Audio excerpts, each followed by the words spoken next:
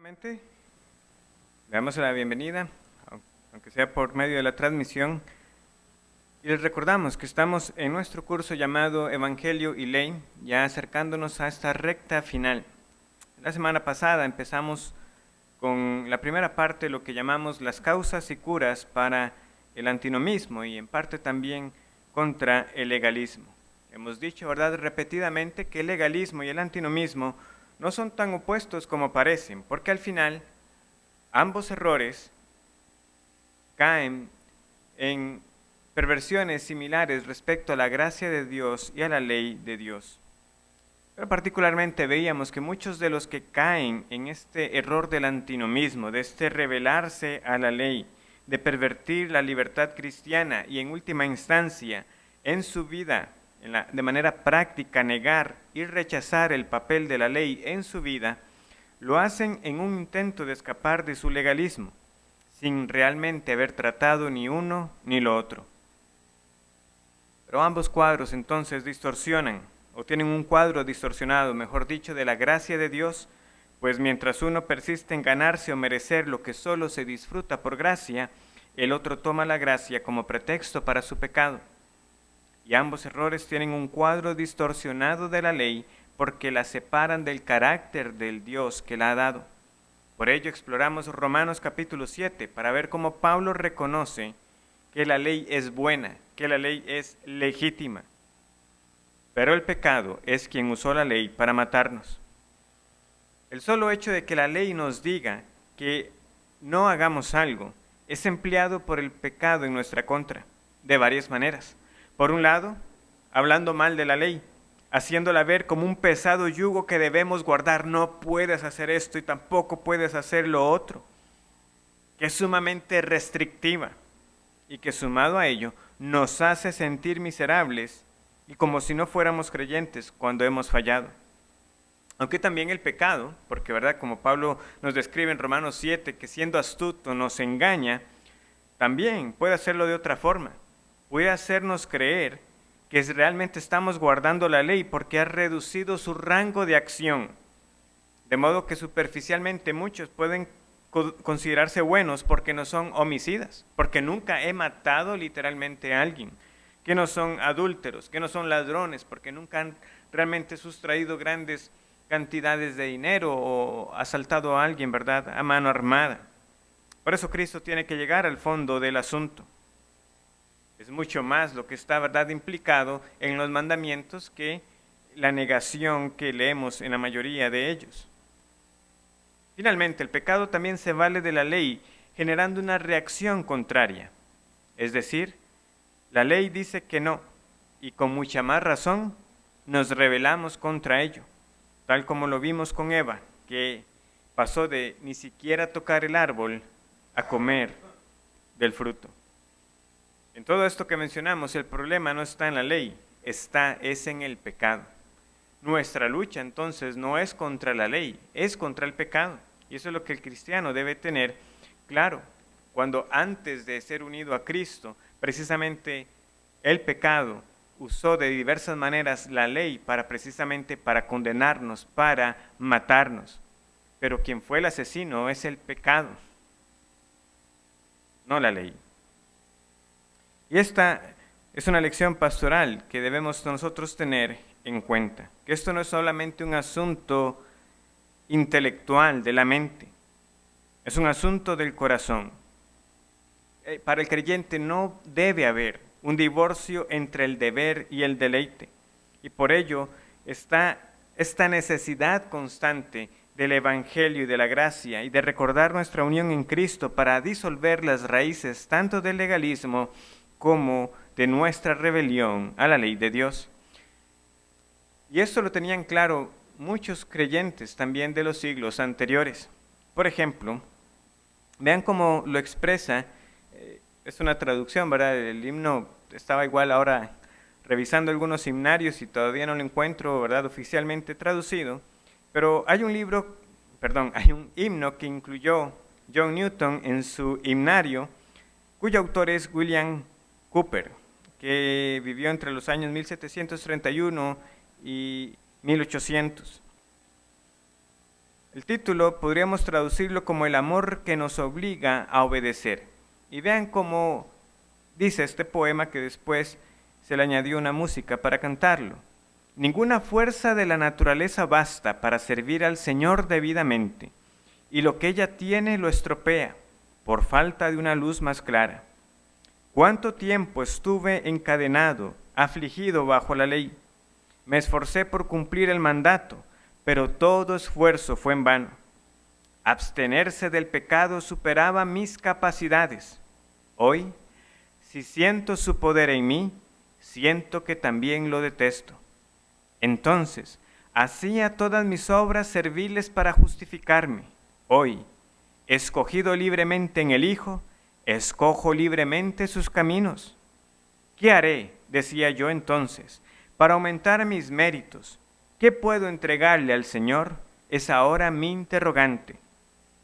Ver la ley cumplida por Cristo y oír su voz de perdón convierte al esclavo en hijo y el deber en decisión. Repito esa última estrofa que es usada como el coro. Ver la ley cumplida por Cristo y oír su voz de perdón convierte al esclavo en hijo y el deber en decisión. Ese es el cambio que el Señor obra, ¿verdad? Antes de estar en Cristo, esa ley nos condenaba. Esa ley, en efecto, nos mostraba a nosotros nuestra realidad. Estás lejos de Cristo. Pero la ley también entonces nos dice, debes ir a Cristo. Pero yendo a Cristo, no nos deshacemos de la ley, sino que ahora podemos decir voluntariamente y por la obra del Espíritu Santo en nosotros, voy a cumplirla. El deber en decisión se ha convertido en una escogencia de parte de aquel que ahora ha sido justificado, escogido libremente en el Hijo, escojo libremente sus caminos. Y por eso entonces debemos nosotros constantemente recordarnos ese propósito de la ley. No era simplemente condenarnos, no simplemente fue el instrumento del pecado para matarnos a nosotros. Y eso nos ayuda entonces para poder estar atentos cuando en diversas ocasiones también en el Nuevo Testamento, Pablo a veces nos está hablando, podríamos decir, en un tono áspero o poco favorable respecto a la ley, y en otras habla de ella en grandes términos, ¿verdad? Cuando, obviamente, como hemos repetido constantemente, que nos dice que es buena si uno la usa legítimamente, que el mandamiento es justo, santo. Pero hay otras veces, ¿verdad?, que no pareciera ser así. Por ejemplo, en 1 Timoteo 1:8, Pablo nos dice, pero sabemos que la ley es buena si uno la usa legítimamente. ¿Y qué hace después? Y nos dice una serie de pecadores que son denunciados por esta ley, los parricidas, los matricidas. La ley muestra esa condición, ¿verdad? Es como un espejo. También en Gálatas 3:19, él responde explícitamente la pregunta, ¿verdad? Que alguien pudiera llegar a una conclusión errada. Entonces, ¿para qué sirve la ley? Entonces, ¿para qué sirve la ley? Fue añadida a causa de las transgresiones, hasta que viniese la simiente a quien fue hecha la promesa, y fue ordenada por medio de ángeles en mano de un mediador. ¿Por qué hace esa pregunta? Bueno, porque precisamente en los versos previos, Pablo ha afirmado que Cristo nos ha redimido de la maldición de la ley. Entonces, cuidado, alguien llegará a pensar, bueno, ya fuimos redimidos de la maldición de la ley, ¿ya para qué más ley? No, todavía cumple un propósito a causa de las transgresiones. Lejos de ser irrelevante, aunque no podemos ser vivificados por la ley, ella es nuestro ayo para llevarnos a Cristo, como también lo dice en los siguientes versos. De manera que la ley ha sido nuestro ayo para llevarnos a Cristo, a fin de que fuésemos justificados por la fe. Pero si nosotros nos adelantamos en el siguiente versículo, ¿verdad?, porque este es bastante conocido, luego dice, pero venida la fe, ya no estamos bajo ayo. Nuevamente, alguien pudiera entonces entender eso, ya no estamos entonces bajo la ley, en ese sentido, ¿verdad?, como los antinomistas lo han querido interpretar, aquellos que teológicamente, doctrinalmente, exegéticamente quisieran sostener tal postura.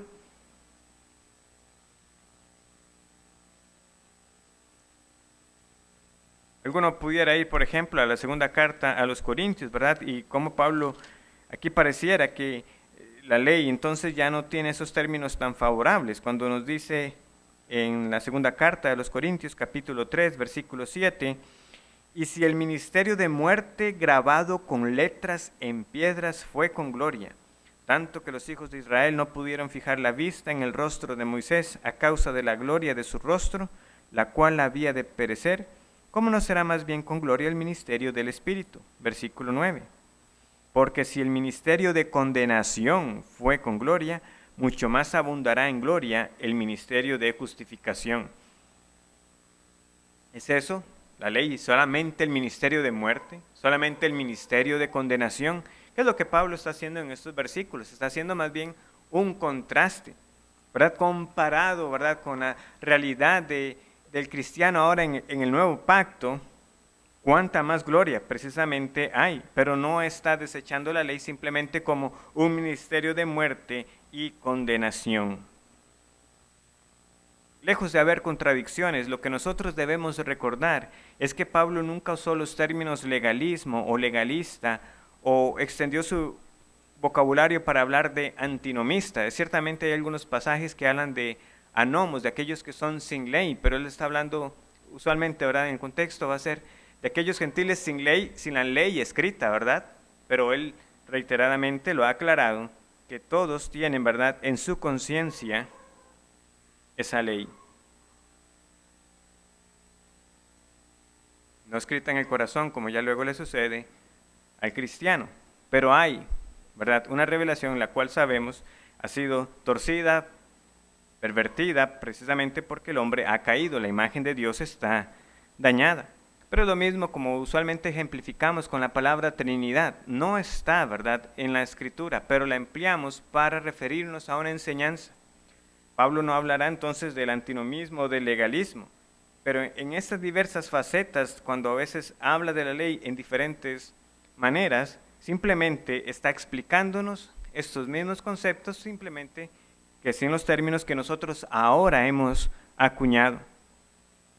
Por ejemplo, Juan Calvino en su Institución dice lo siguiente: con el fin de refutar su error, y él entiende aquí que es el legalismo, a veces Pablo se veía forzado a considerar la ley en un sentido más limitado, aunque en otros usos se mencionaba como impregnada por el pacto de adopción gratuita. Entonces Calvino vemos que también lo entendía de este modo. Hay ocasiones que el uso de Pablo es más limitado, está refiriéndose a la ley en otros términos porque está hablando de uno de estos errores.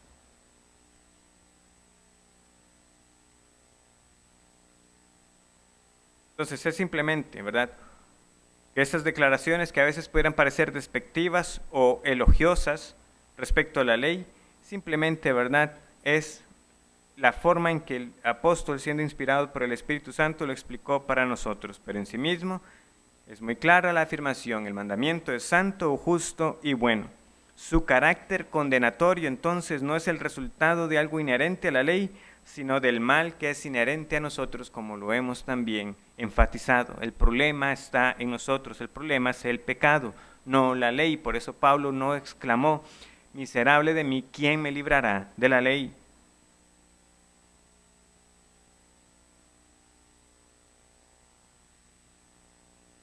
Por eso es importante que estos contrastes no los llevemos a un extremo indebido. Porque si lo hiciéramos, ¿verdad?, si nosotros, porque fue lo que pasó, ¿verdad?, con aquel amigo de Lutero, ¿verdad?, con Agrícola. Él empezó a tomar ese contraste entre ley y evangelio para llevarlo a extremos indebidos y entonces rechazar el papel de la ley. Pero si fuera así, hermanos, si nosotros empezáramos a tomar negativamente cada expresión de la ley, ¿qué haríamos nosotros ante las muchísimas expresiones favorables que tenemos de ella desde el Antiguo Testamento? O sea, quiere decir que un cristiano nunca va a poder decir, como el salmista en el Salmo 1, sino que en la ley de Jehová está su delicia. Eso ya no es entonces en absoluto una experiencia para el cristiano hoy que pueda decir estas palabras respecto al Salmo 1, que es bienaventurado el varón que encuentra su delicia en la ley de Jehová. Pues solamente para aquellos que estuvieron en aquel tiempo, en el pacto antiguo.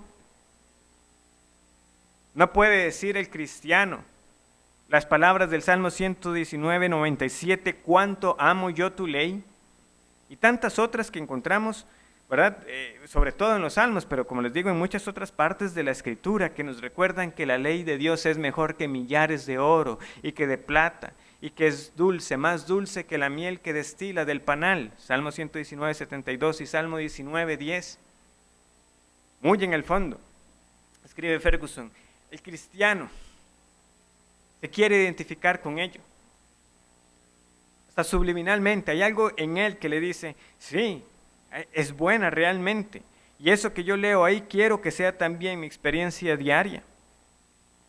Hay algo que reconoce que la ley fue un buen regalo, un buen don de un Padre amoroso, aun cuando la ley en sí misma no concede el poder para cumplirla, pues la ley de nuevo no vivifica. Pero el problema no es la ley, está de nuevo en nosotros. De nuevo, si alguien quisiera objetar, como ya en otros momentos lo vimos, pero es que la ley fue más que simplemente el decálogo, fue más que la ley moral. Vamos a decir, es cierto. O sea, cuando vemos la ley hay una unidad en ella, no solamente los 10 mandamientos, pero a la vez, ¿qué podemos decir? Pero ciertamente no es menos que eso. Cuando hablamos de la ley, no podemos hablar de menos que los 10 mandamientos, aunque queramos incluir, ¿verdad?, la totalidad de la ley que Dios ha dado. Aunque de nuevo, esas dimensiones de la ley están claramente establecidas y por eso podemos hablar de una ley civil, de una ley ceremonial y de una ley moral. Y aunque a veces la ley se refiere a las escrituras en sí mismas o se refiere a toda la ley mosaica, el cristiano puede decir lo mismo también de los 10 mandamientos. ¿Cuánto los amo? ¿Cuánto deberíamos nosotros deleitarnos en ellos? Con esto en mente, entonces, podemos apreciar esa relación que existe entre los indicativos y los imperativos de la Escritura, es decir, aquello que Dios nos manda. Y nada es más importante que nosotros entender bien que la gracia en ese sentido siempre da lugar a la obligación, al deber y la ley. Un ejemplo muy directo, vamos al Evangelio de Juan. Vamos a ver varias palabras conocidas de Cristo, pero de nuevo, es verlas en este contexto del estudio que estamos teniendo. El propio Señor Jesús se empeñó en resaltar que el amor por Él se expresa en la observación de los mandamientos. Juan 13, 34. Un mandamiento nuevo os doy, que os améis unos a otros como yo os he amado, que también os améis unos a otros. Juan 14, 23. Juan 14, 15. Si me amáis, guardad mis mandamientos. Juan 14, 23 y 24. Respondió Jesús y le dijo, el que me ama, mi palabra guardará, y mi Padre le amará, y vendremos y haremos morada con él. El que no me ama, no guarda mis palabras. Y la palabra que habéis oído no es mía, sino del Padre que me envió. Juan 15, 10. Si guardareis mis mandamientos, permaneceréis en mi amor, así como yo he guardado los mandamientos de mi Padre y permanezco en su amor. Una pausa aquí. ¿Quién se atrevería a decir que fue legalismo para Jesús como mediador guardar los mandamientos?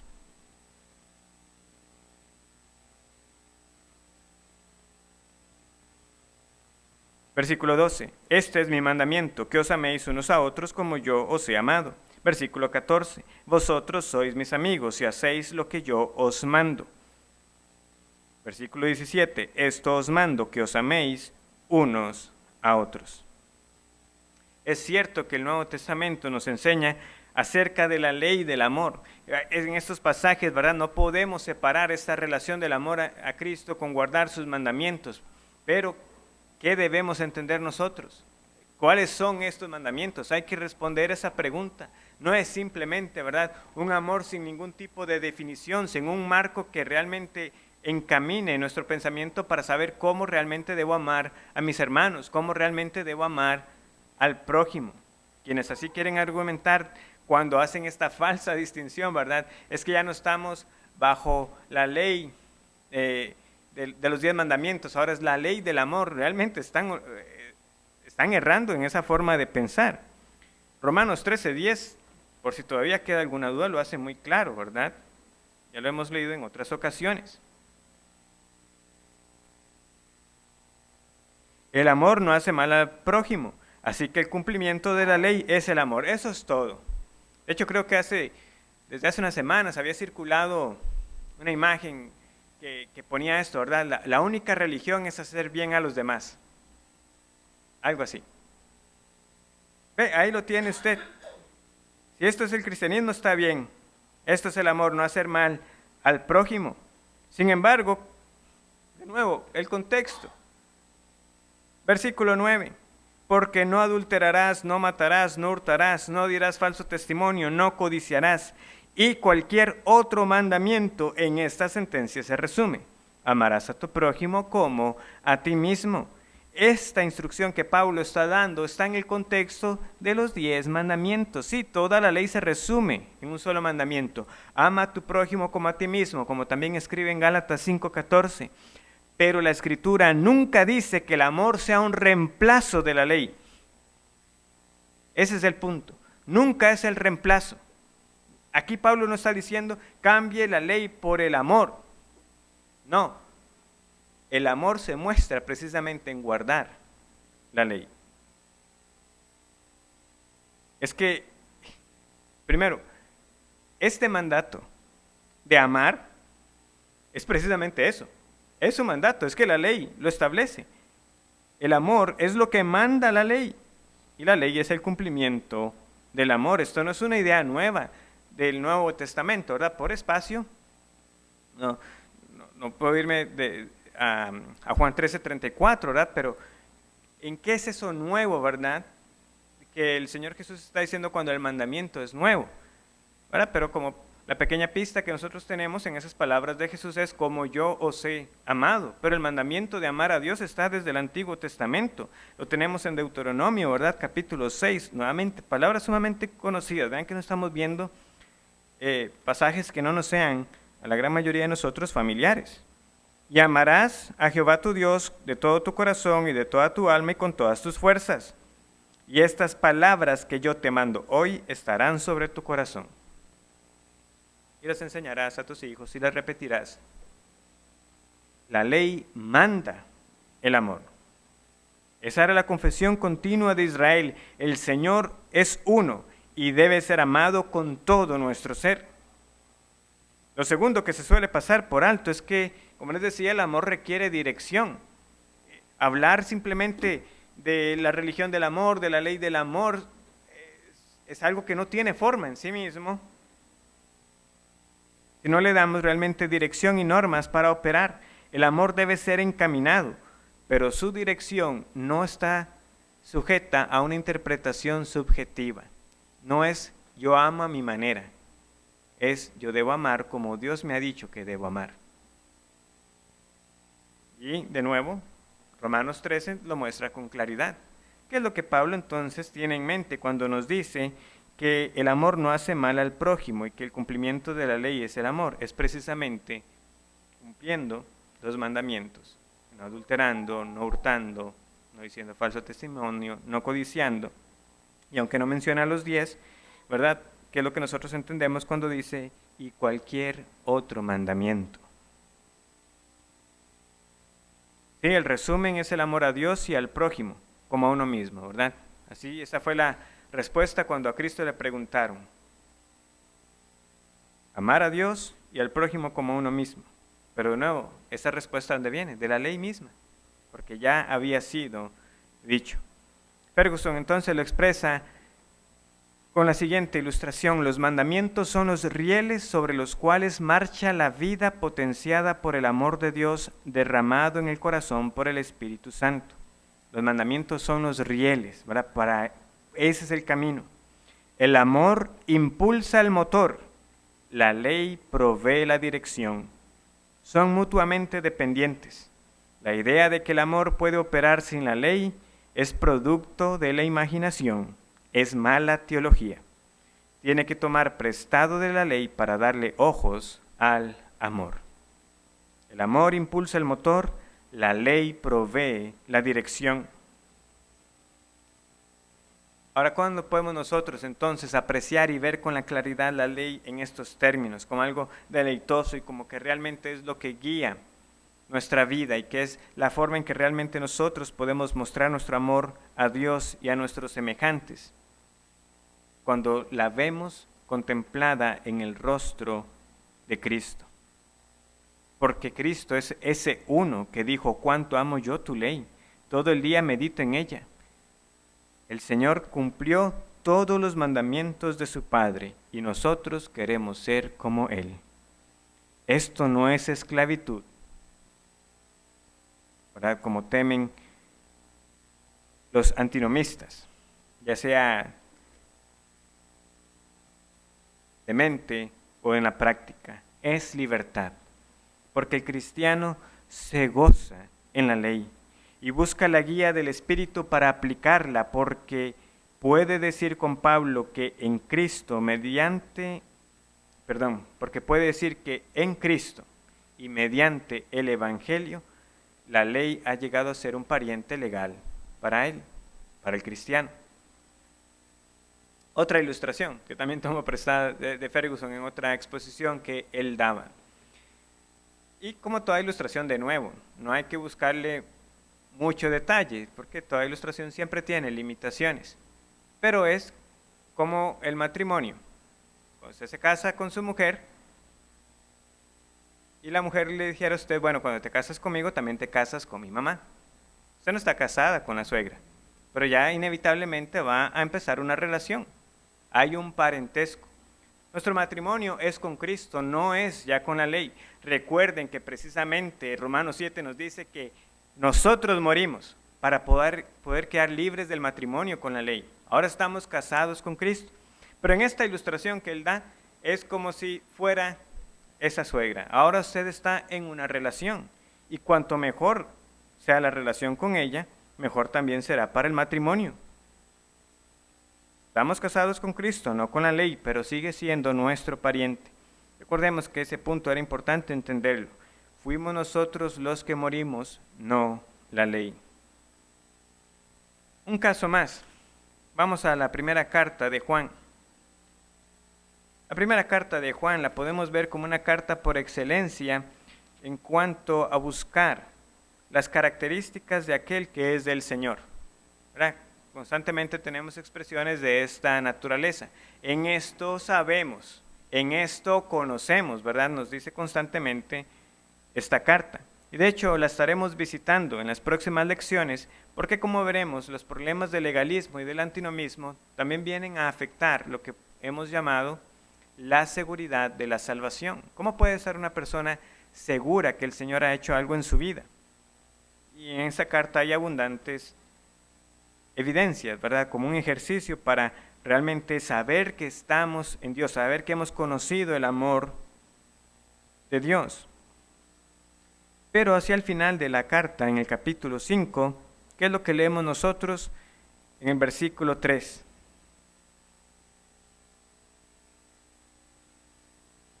Pues este es el amor a Dios.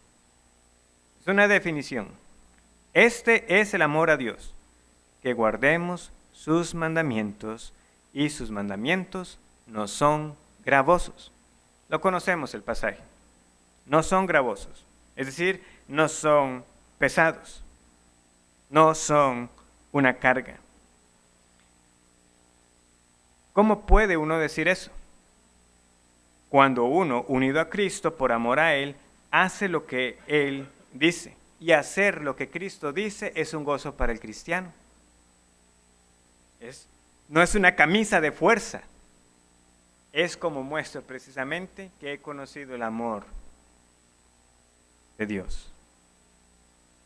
Que yo guardo sus mandamientos y no me son una cosa gravosa, no son una cosa pesada.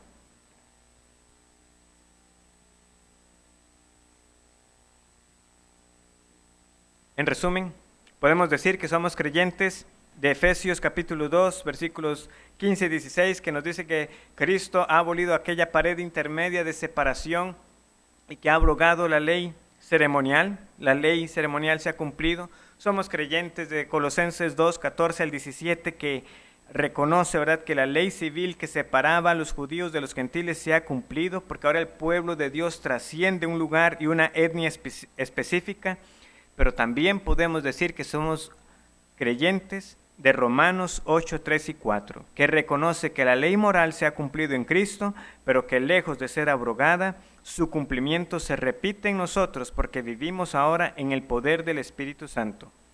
¿Qué dice Romanos capítulo 8, versículo 4? Para que la justicia de la ley se cumpliese en nosotros, ¿cómo? ¿Y quiénes son estos? Que no andamos conforme a la carne, sino conforme al Espíritu.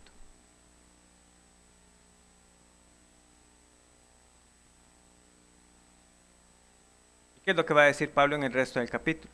Que precisamente andar en el Espíritu es mortificar las obras de la carne, que es hacer morir las obras de la carne, es mortificar el pecado. Después de que, ¿verdad?, expuso todo aquel dilema en su vida pasada, de cómo el pecado tomó ocasión y utilizó la ley para matarlo. Ahora, en su tiempo presente, Pablo sigue reconociendo, pero sigue habiendo una lucha para el cristiano. Pero hay una gran diferencia. Antes, sin Cristo, esa batalla era una guerra perdida. Nosotros no podíamos ni guardar la ley ni vencer el pecado. Pero ahora, en Cristo, esta victoria está asegurada. Podemos mortificar el pecado y podemos vivir guardando los mandamientos de Dios. No perfectamente, pero esa es la motivación y el anhelo del creyente, que puede decir, ¿verdad?, como Pablo, ¿verdad?, que veía otra ley en sus miembros, una que se revelaba, que en lo interior me deleito en la ley de Dios, pero hay una batalla. Antes no podíamos guardar la ley ni vencer el pecado, pero ahora, unidos a Cristo, tenemos victoria prometida sobre el pecado. Habrá heridas, habrá caídas en la batalla, pero la victoria es segura para los que andan conforme al Espíritu. Para finalizar, yo quiero que hagamos este breve ejercicio.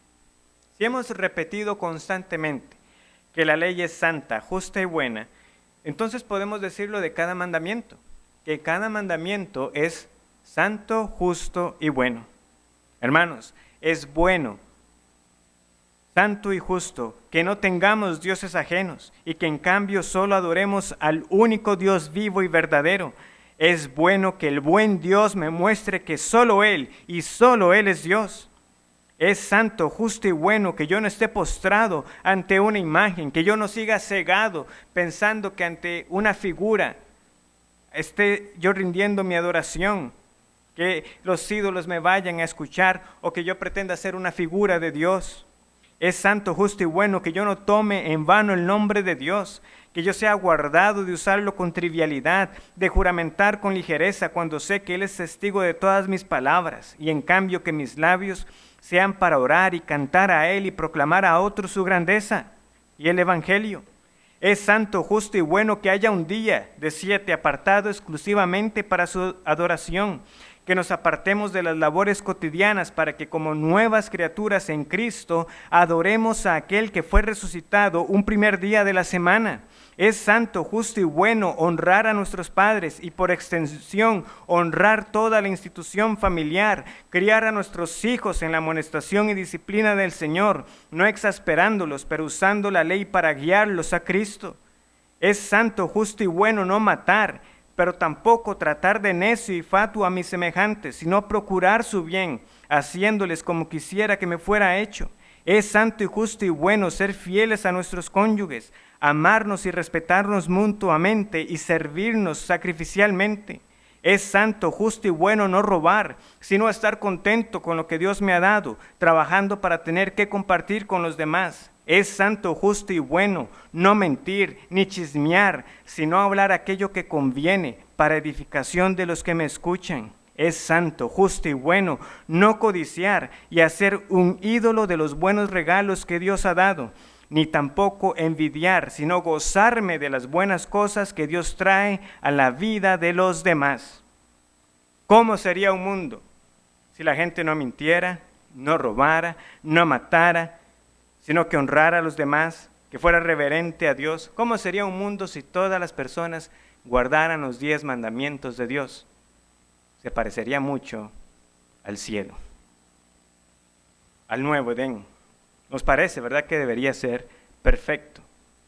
Y lo será, hermanos. Nosotros anhelamos el pleno cumplimiento de las palabras de los profetas.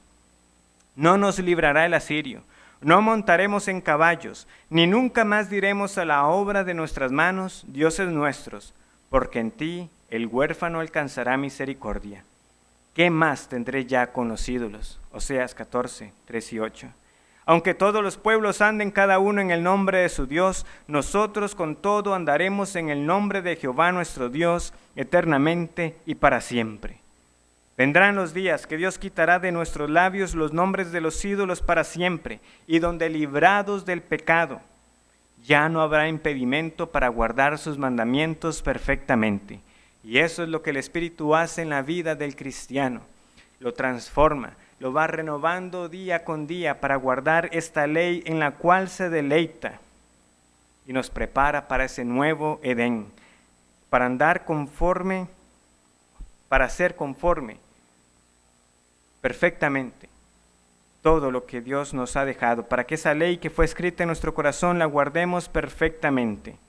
Y por eso anhelamos el regreso de nuestro Señor, porque ese día seremos finalmente glorificados y perfeccionados y libres del pecado para ya no tener impedimento para guardar esta ley, en la cual el cristiano ya se goza hoy, pero plenamente, ¿verdad?, la disfrutará y la gozará cuando esté en la presencia de su Redentor.